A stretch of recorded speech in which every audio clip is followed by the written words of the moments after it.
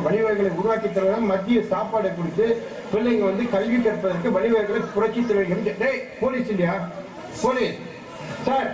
அது என்ன பாருங்க சார் இதை பேசிட்டாங்க இவ்வளவு மேடை இவ்வளவு செலவு பண்ணி இவ்வளவு எல்லாம் போட்டு இவங்க அளவில் இவ்வளவு பேர் நிகழ்ச்சி எடுத்துருக்காங்க ஒரு நாளுக்கு எடுத்து நடப்பாரு அமைதியா இருக்க முடியாதா ஏன் அமைதியா வரேன்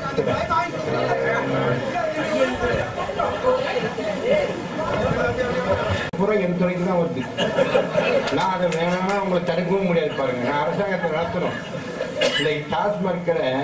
வருமானம் பூரா என் துறைக்கு தான் வருது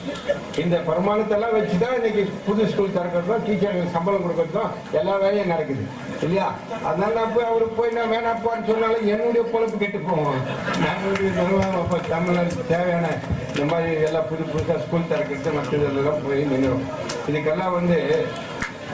எப்படி இருக்கிற பார்த்துப்போம் சரி இந்த மாதிரி இன்னைக்கு தலைவர் புரட்சி தலைவர் எம்ஜிஆருடைய ஆட்சி காலத்தில் தான் மதிய உணவு கொடுத்து அதை கல்விக்கு அவர் வழியை வைத்து உருவாக்கி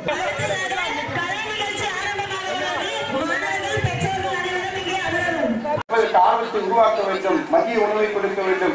ஏழை எளிய பிள்ளைகளுடைய அவர்களுடைய கஷ்டங்களை புரிந்து கூலி தொழிலாளர்களுடைய பிள்ளைகளால் கல்வி கற்பதற்கு வழிவகைகளை உருவாக்கி தருவதா மத்திய சாப்பாடு வந்துகிறார் 16 வருஷம் ஆனா அது சட்டை விட்டா அவருக்கு தடுக்குது மற்றபடி ஒண்ணும் இல்ல அந்த 1/2 கிலோமீட்டர் 1 கிலோமீட்டர்